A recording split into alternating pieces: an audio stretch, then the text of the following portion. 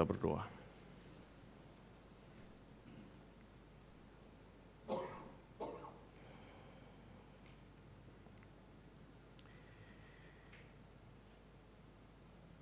Ya Tuhan, hati kami melimpah dengan sukacita dan rasa syukur. Karena hari ini di hari Tuhan, kami boleh ada di rumah Tuhan bersama-sama dengan umat Tuhan untuk menyembah Tuhan. Terima kasih ya Tuhan, karena kami sungguh menyadari kami tidak mungkin datang di hadapan Tuhan. Kami tidak mungkin layak ada di hadirat Tuhan kalau bukan anugerah keselamatan yang telah kami terima lewat pengorbanan Yesus Kristus yang telah Tuhan berikan kepada kami. Dan kami boleh datang kepadamu dan memanggil Engkau Allah dan Bapa kami. Terima kasih ya Tuhan untuk segala berkat dan anugerah yang Tuhan berikan kepada setiap kami. Dan hari ini ya Tuhan, saat ini kami ingin bersama-sama membaca dan merenungkan firman-Mu. Kami berdoa ya Tuhan, biarlah Roh Kudus bekerja di tengah-tengah kami, di dalam hati dan pikiran setiap kami. Supaya sekali lagi ketika firman-Mu kami baca, kami renungkan, kami boleh mengalami kembali tetesan anugerah-Mu yang melegakan kami dan yang menghidupkan kami, supaya kami senantiasa boleh hidup hanya bagi Kristus Tuhan kami. Terima kasih Tuhan, berbicaralah kepada kami karena kami anak-anak-Mu telah siap untuk mendengarkan. Demi Kristus Tuhan, Allah yang telah menebus kami berdoa, kami bersyukur. Amin. Selamat pagi Bapak Ibu Saudara sekalian dikasih dalam Tuhan. Saudara senang sekali boleh bersama-sama dengan saudara beribadah kepada Tuhan di pagi hari ini. Saudara, ini adalah yang kedua kalinya saya beribadah bersama-sama dengan saudara di tempat ini. Tapi mungkin yang pertama kalinya saudara tidak terlalu ada kesempatan bagi kita untuk saling bertatap muka dengan jelas seperti hari ini begitu saudara ya. Nah, terima kasih untuk kesempatan yang diberikan dari pengurus, demikian juga dari saudara semua sebagai jemaat di tempat ini kepada saya untuk boleh membagikan berkat firman Tuhan di tengah-tengah ibadah kita. Nah, saudara sekalian, satu kali saya dan keluarga sedang ada di dalam sebuah perjalanan, lalu kemudian di dalam perjalanan itu ada kakak ipar kami juga yang bersama-sama dengan kami, begitu saudara ya. Nah, tentu saja kami ngobrol-ngobrol, begitu saudara, ngobrol, ngalor ngidul begitu saudara ya, kemana-mana secara casual saudara. Sampai kemudian saudara sekalian kami itu ngomongin tentang kacamata saudara. Ya, sebagian besar dari saudara atau setidaknya dari sini, dari penerawangan saya ini saudara menggunakan kacamata saudara ya. Nah saudara, kami ngobrol tentang kacamata. Dan rupanya memang kakak ipar saya itu baru saja mengganti kacamatanya dengan kacamata yang baru saudara ya. Dan ngobrol karena kebetulan istri juga baru ganti kacamata, mereka ngobrol soal kebutuhan mereka akan kacamata, minus tidak cukup, sekarang butuh yang plus juga, minus plus tidak cukup, butuh yang progresif juga begitu saudara ya, dan sebagainya begitu saudara. Ngobrol tentang kacamata saudara. Nah saudara, ini obrolan orang dewasa begitu kan saudara ya. Tapi kemudian di tengah-tengah obrolan itu tiba-tiba anak kami yang besar saudara sekalian, tiba-tiba dia nyeletuk seperti ini saudara sekalian, ya. Oh, si Om, maksudnya ipar kami itu saudara ya. Oh, si Om barusan ganti kacamata baru ya? Pantesan si Om kelihatan lebih pintar. Nanti bilang begitu saudara ya. Pantesan si Om kelihatan lebih pintar, ternyata karena kacamata baru begitu saudara ya. Terus saudara, spontan kami sebagai orang dewasa pada waktu itu ya ketawa saudara sekali di dalam mobil itu saudara, di dalam perjalanan itu saudara ya. Nah saudara, tentu saja saya yakin saudara semua paham bahwa yang kami tertawakan saudara sekalian bukanlah soal kacamata baru. Betul tidak saudara? Kacamata baru sesuatu yang biasa saudara sekalian, memang ada kebutuhan begitu saudara sekalian. Tetapi yang jelas kami tertawakan itu adalah frasa kelihatan lebih pintar, begitu saudara. Saudara, di balik frasa ini saudara sekalian ada berjuta makna, berjuta penafsiran yang kita bisa munculkan saudara. Saudara silakan boleh menafsirkan sendiri saudara. Tetapi setidaknya saudara sekalian ada dua yang pasti begitu saudara, penafsiran atau kesimpulan yang pasti. Yang pertama saudara sekalian, ketika dikatakan, oh pantesan si Om itu kelihatan lebih pintar ketika menggunakan sesuatu, dalam hal ini kacamata saudara sekalian. Oh memang, kemungkinan yang pertama itu memang sudah pintar. Lalu kemudian ketika mengenakan sesuatu, ditambahkan sesuatu, maka kepintarannya itu semakin terlihat, semakin kelihatan begitu saudara ya. Sudah nangkap maksud saya saudara ya? Tapi saudara sekalian ada kemungkinan kedua. Kemungkinan yang saya kira lebih umum kita pahami saudara sekalian. Pada waktu dikatakan seorang, oh kelihatannya lebih pintar saudara sekalian. Apa saudara?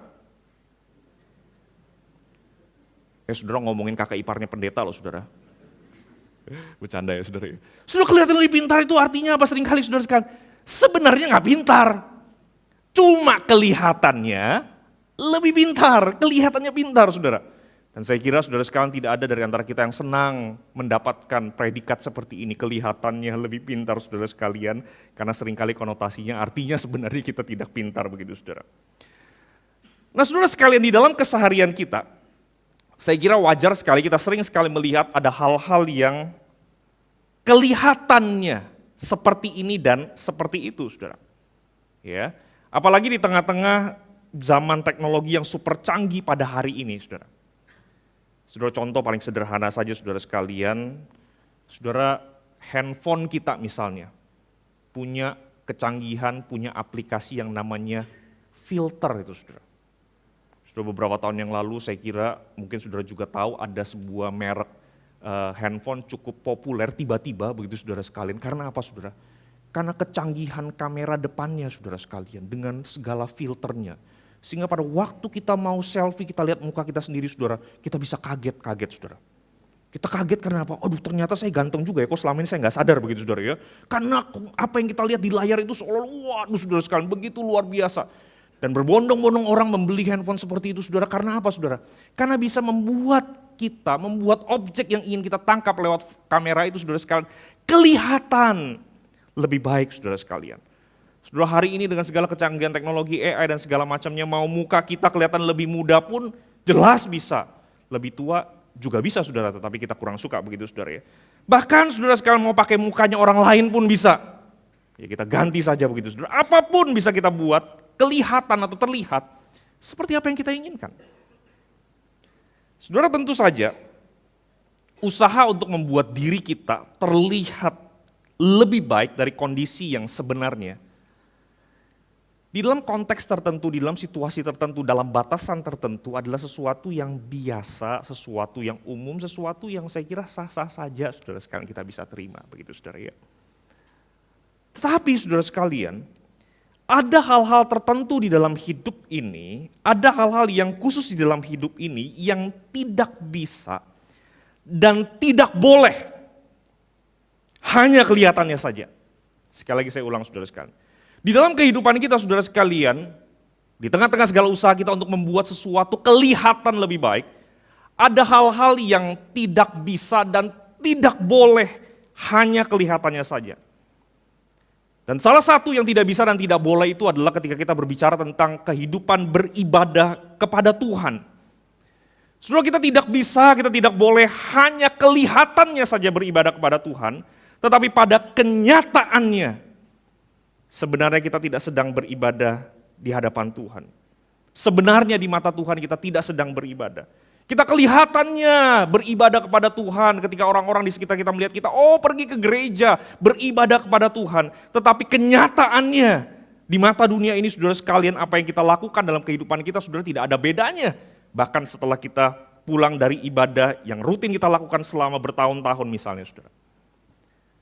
Saudara sebagai orang Kristen, kita tidak boleh menjadi orang yang hanya kelihatannya beribadah pada Tuhan. Tetapi kita dipanggil untuk menjadi orang-orang yang kenyataannya memang beribadah kepada Tuhan, saudara. Saudara, kalau kita membaca di dalam Alkitab, kita melihat sekian banyak contoh-contoh yang diberikan oleh Alkitab yang menolong kita untuk melihat bagaimana orang-orang di zaman itu saudara sekalian, kelihatannya saja beribadah kepada Tuhan, tetapi kenyataannya tidak demikian. Dan salah satu bagian yang saya ingin ajak saudara untuk sama-sama baca dan renungkan pada pagi hari ini terambil dari Amos pasal yang kelima saudara. Satu bagian yang saya kira sudah sangat akrab sekali bagi sebagian besar dari kita, karena bagian ini sering sekali sudah dibaca untuk direnungkan juga bersama-sama. Amos pasal 5 ayat yang ke-21 sampai dengan ayat yang ke-27. Kalau saudara sudah menemukan bagian firman Tuhan ini, saya akan membacakannya bagi saudara. Saudara perhatikan bagian Alkitab saudara masing-masing. Amos pasal 5 ayat 21 sampai 27 saya membaca dari Alkitab terjemahan baru edisi yang kedua. Demikianlah bunyi firman Tuhan, aku membenci, aku menghina perayaanmu dan aku tidak menyukai perkumpulan rayamu. Meskipun kamu mempersembahkan kepadaku kurban-kurban bakaran dan kurban-kurban sajianmu, aku tidak suka. Dan kurban keselamatanmu berupa ternak yang tambun tidak akan kupandang. Jauhkanlah daripadaku keramaian nyanyian-nyanyianmu, lagu gambusmu tidak akan kudengar. Tetapi hendaklah keadilan bergulung-gulung seperti air dan kebenaran seperti sungai yang selalu mengalir. Apakah kamu mempersembahkan kepadaku kurban sembelian dan kurban sajian selama 40 tahun di padang gurun itu, hai kaum Israel? Kamu akan mengangkut dewa Sakut, rajamu, dan kewan dewa bintangmu, patung-patungmu yang telah kamu buat bagimu itu, dan aku akan membawa kamu ke pembuangan jauh ke seberang Damsyik, firman Tuhan Allah semesta alam namanya. Saudara, dari bagian firman Tuhan ini saudara sekalian, kita melihat bagaimana ada orang-orang, ada umat Tuhan di masa lalu, sekali lagi yang kelihatannya beribadah kepada Tuhan, tetapi kenyataannya tidak demikian. Dan dari bagian ini saya ingin mengajak saudara untuk melihat bagaimana firman Tuhan menyoroti orang-orang yang kelihatannya saja beribadah kepada Tuhan. Dari situ kemudian kita belajar apa yang kemudian seharusnya menjadi kenyataan di dalam kehidupan ibadah kita sebagai orang-orang Kristen, saudara sekalian. Saudara, ada dua hal saudara. Yang pertama saudara, seseorang Kristen yang hidupnya, yang kenyataannya memang beribadah kepada Tuhan. Yang pertama, saudara, ibadahnya itu selalu melampaui, saya ulangi sekali lagi, selalu melampaui ritual kebaktian. Saudara, menarik untuk memperhatikan kehidupan beribadah orang Israel yang dicatat oleh bagian firman Tuhan yang tadi kita baca. Ya, seringkali saudara pada waktu kita membaca teks ini, perhatian kita tertuju sepenuhnya kepada kritikan, teguran keras yang Tuhan berikan kepada orang Israel pada waktu itu. Tetapi kalau kita membaca berulang-ulang saudara sekalian dan mencoba untuk melihat detail saudara. Saudara, sebenarnya secara lahiriah, yaitu bicara soal ritual, aktivitas fisikal dari ibadah mereka saudara. Saudara, sebenarnya ibadah orang Israel itu boleh dikatakan jauh lebih baik dibanding apa yang dilakukan oleh banyak orang Kristen pada hari ini saat beribadah. Saudara, misalnya di ayat 21, firman Tuhan menunjukkan bahwa orang-orang Israel pada zaman Amos itu setia menjalankan hari-hari raya. Ada 3 hari raya utama bagi orang Israel yang dicatat di dalam kitab Taurat, saudara, yaitu hari raya Pondok Daun, hari raya Paskah yang kemudian dalam satu rangkaian hari raya roti tidak beragi, dan hari raya 7 minggu, saudara. Dan di hari-hari raya yang khusus ini, yang utama ini, saudara sekalian, orang-orang Kristen kemudian, umat Allah itu kemudian berkumpul di satu tempat yang khusus, di sana mereka secara khusus beribadah kepada Tuhan, saudara. Seringkali mereka harus datang dari tempat-tempat tinggal mereka di tempat yang jauh dan mereka berkumpul di tempat yang sama, saudara. Dan selain hari raya utama tadi itu, saudara, ada juga pertemuan-pertemuan lain yang dicatat di dalam Alkitab yang memang dikhususkan untuk beribadah kepada Tuhan. Saudara, itu ibadah orang Israel di zaman Amos, saudara. Mereka datang berkumpul bersama-sama setiap hari raya utama itu tiba, dan juga setiap kali ada hari di mana mereka perlu datang beribadah, bahkan secara lokal, saudara sekalian, di tempat mereka masing-masing. Saudara, secara jujur kita harus mengakui seringkali, saudara sekalian, banyak orang Kristen hari ini kurang antusias untuk beribadah kepada Tuhan, apalagi ketika kemudian tersedia berbagai macam sarana yang membuat kita memunculkan lebih banyak alasan untuk tidak berkumpul beribadah bersama-sama di gereja. Orang Israel zaman Amos datang, saudara sekalian, berkumpul bersama-sama. Di ayat 22, saudara, kita diberitahu juga bahwa orang Israel di zaman Amos itu setia mempersembahkan kurban kepada Tuhan. Dan kalau kita memperhatikan dengan teliti, saudara, ada 3 korban yang disebutkan di sini. Saudara, 3 korban ini tiga-tiganya masuk kategori korban yang dipersembahkan secara sukarela, bukan masuk kategori kurban yang wajib. Dan Dan saudara, bahkan untuk kurban keselamatan ada keterangan di sini disebutkan bahwa mereka membawa ternak yang tambun atau ternak yang berlemak. Saudara, hari ini kalau kita ngomong lemak saudara ya, wah langsung kita khawatir ini sesuatu yang buruk, sesuatu yang tidak baik untuk kesehatan kita misalnya begitu saudara ya. Tetapi bagi orang-orang Israel pada waktu itu saudara, berbicara tentang ternak yang tambun, ternak yang berlemak itu saudara, artinya mereka sedang membawa kurban yang terbaik yang mereka miliki untuk mereka persembahkan kepada Tuhan. Sekali lagi, itu ibadah orang Israel di zaman Amos. Dan bandingkan dengan banyak orang Kristen yang hari ini seringkali saudara sekalian hanya mempersembahkan seadanya. Saya tidak berbicara hanya sekedar urusan materi saudara sekalian, tetapi semuanya saudara. Mempersembahkan seadanya, bahkan mungkin yang sisa-sisa hanya kepada Tuhan. Lanjut ke ayat 23 saudara. Bagaimana kira-kira suasana ibadah orang Israel pada waktu itu saudara? Saudara, dari keterangan yang diberikan di sini saudara, kita kemudian bisa mengimajinasikan, membayangkan bahwa suasana ibadah pada waktu itu saudara ramai, riuh dengan musik dan nyanyian. Ada partisipasi yang aktif dari umat Tuhan pada waktu beribadah kepada Tuhan, menaikkan puji-pujian bagi Tuhan. Sekali lagi saudara sekalian, bandingkan dengan banyak orang Kristen hari ini yang mungkin kurang antusias di dalam memuji Tuhan. Pada waktu menyanyi memuji Tuhan itu saudara sekalian sangat minimalis sekali saudara. Artinya buka mulutnya itu dikit banget begitu saudara ya, sehingga suaranya kurang terdengar, dan lebih penting dari itu saudara sekarang kurang antusias memang di dalam bernyanyi memuji Tuhan. So, tetapi apa yang digambarkan tentang ibadah orang Israel pada waktu itu saudara? Wow. Bahkan boleh dikategorikan saudara sekalian, mungkin ini adalah ibadah yang diidam-idamkan oleh banyak orang pada hari ini. Ibadah yang diupayakan oleh banyak gereja pada hari ini. Ibadah yang kemudian menjadi viral.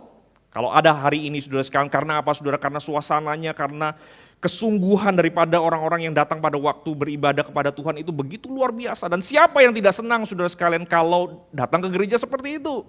Siapa yang tidak senang melihat orang yang berbondong-bondong datang tiap minggu beribadah kepada Tuhan, melihat banyak jemaat yang rela mempersembahkan waktu, tenaga, termasuk materi untuk melayani Tuhan, yang begitu semangat ketika memuji Tuhan, begitu antusias menyanyi bagi Tuhan. Siapa yang tidak senang saudara? Oh saudara, saya senang sekali saudara kalau menemukan gereja yang seperti itu.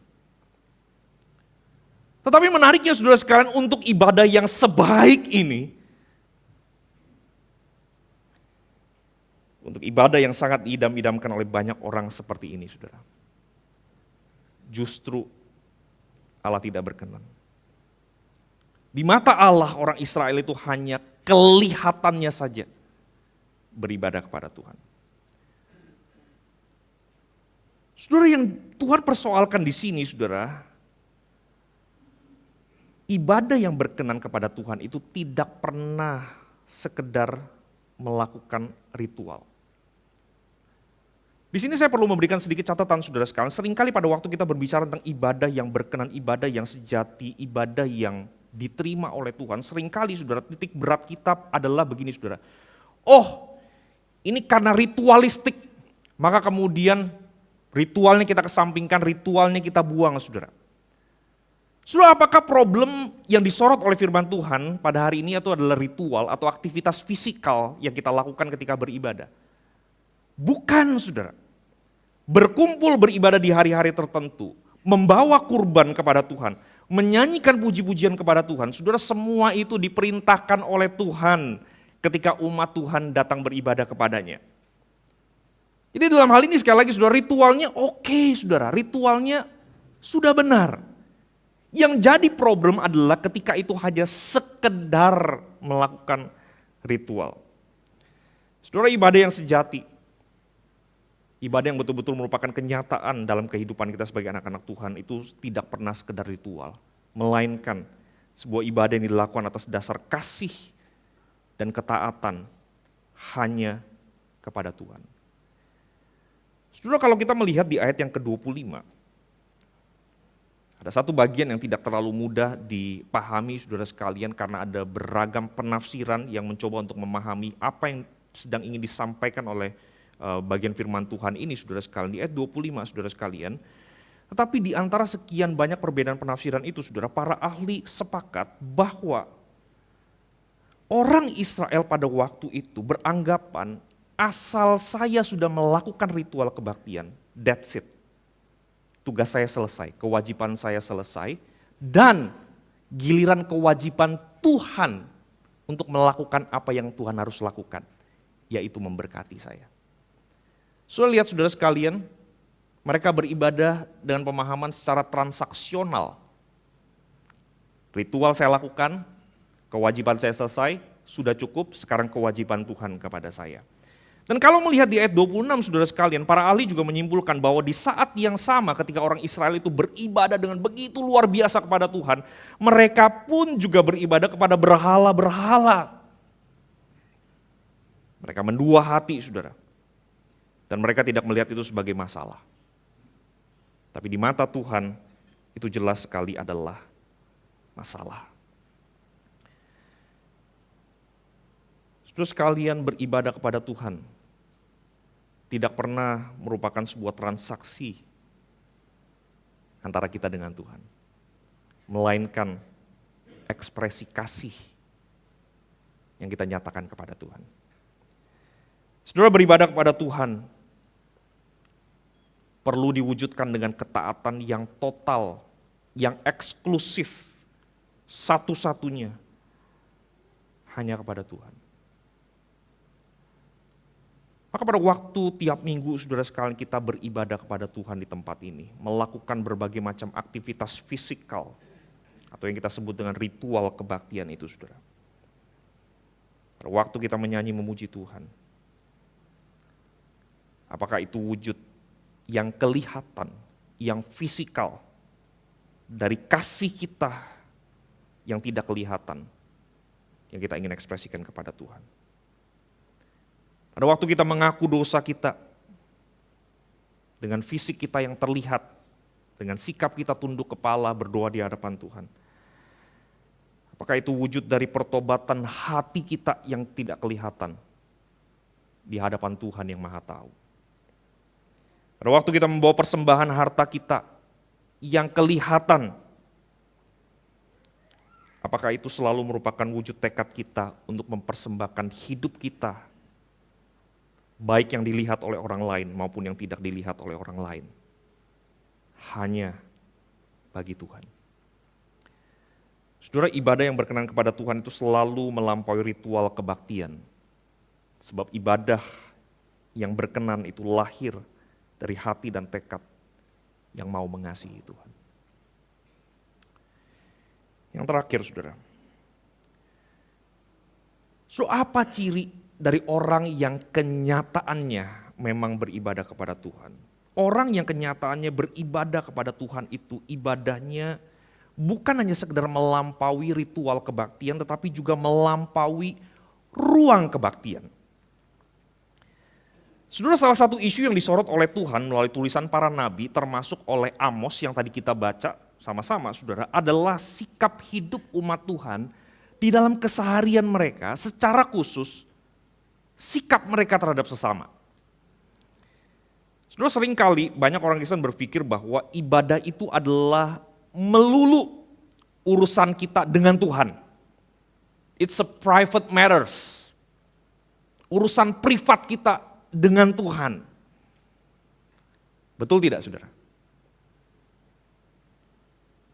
Ada benarnya. Ada benarnya. Kenapa saudara?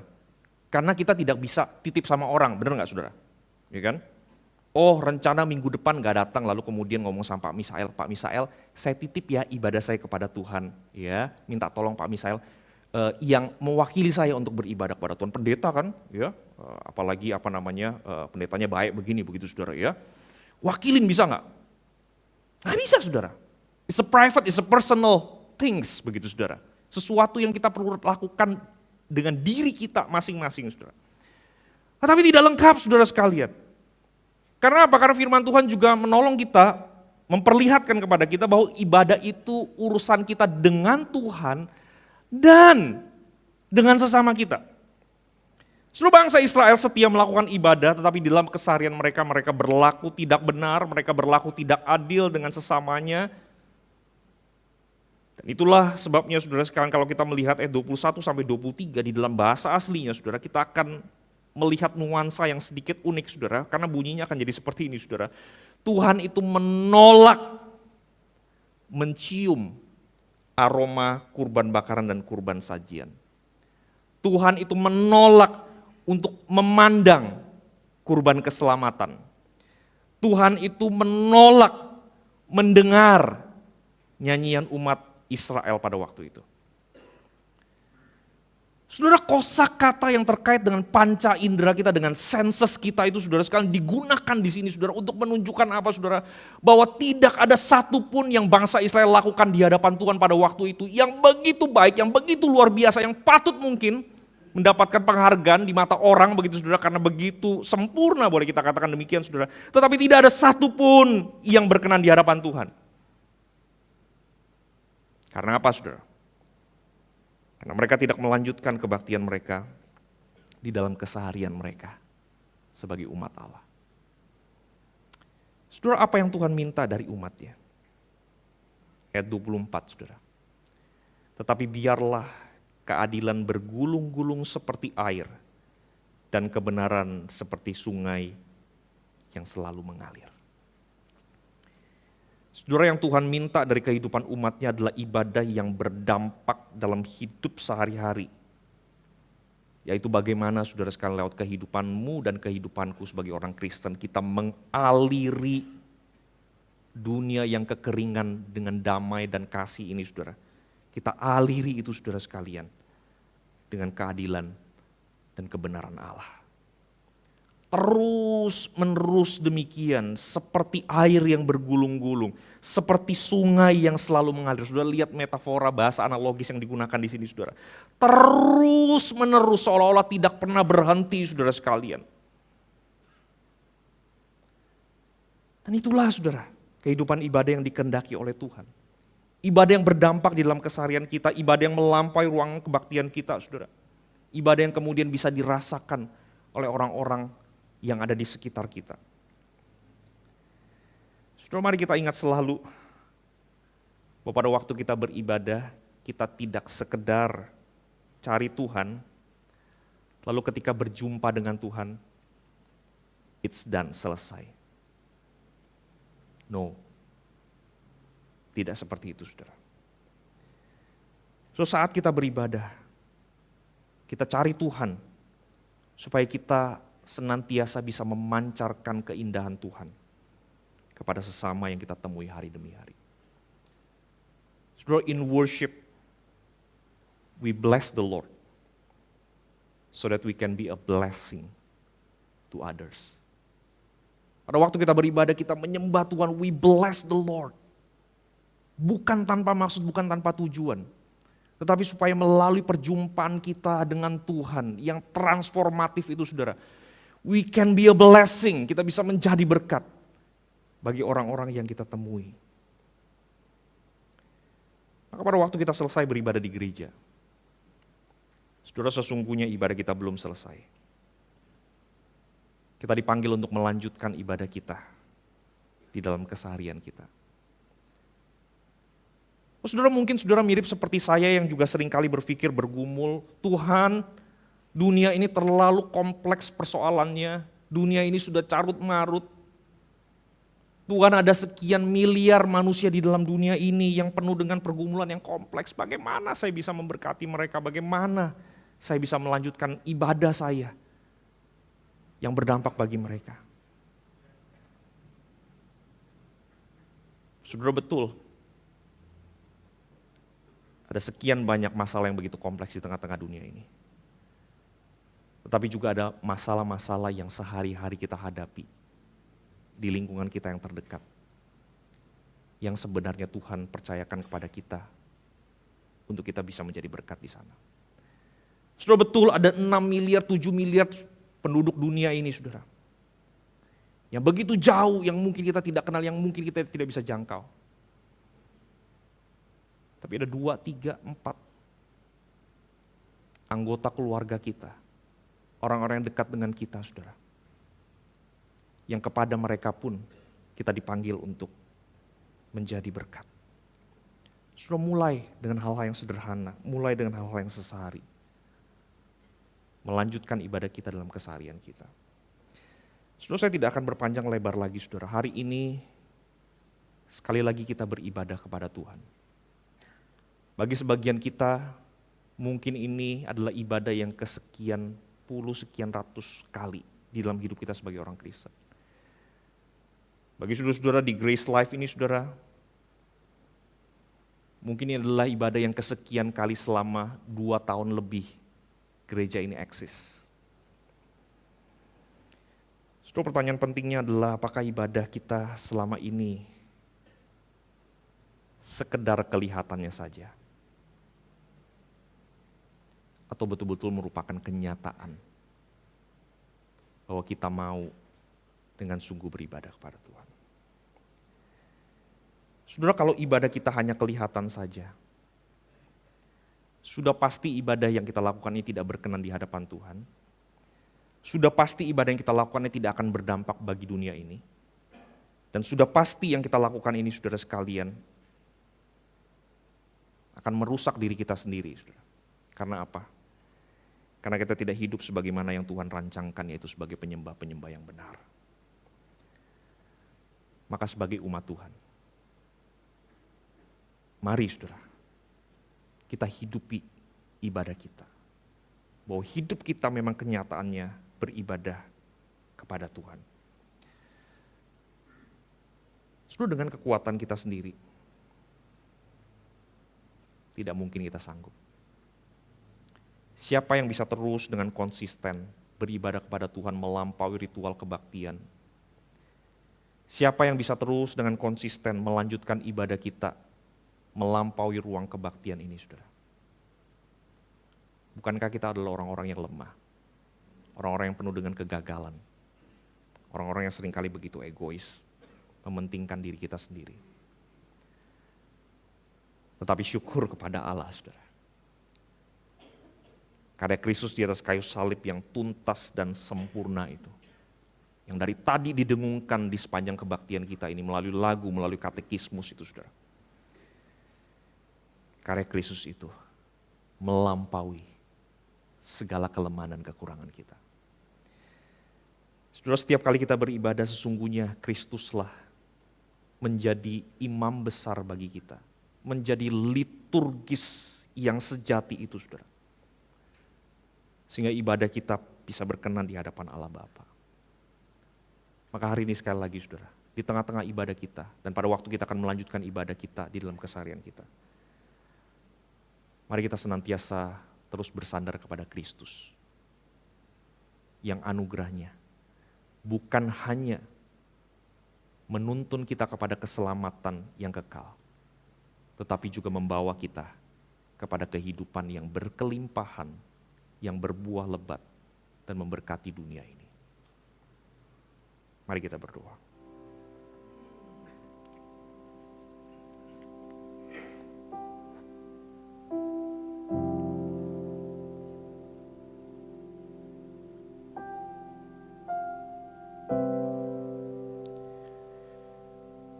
Tuhan, kami sudah selesai membaca dan merenungkan kebenaran firman-Mu.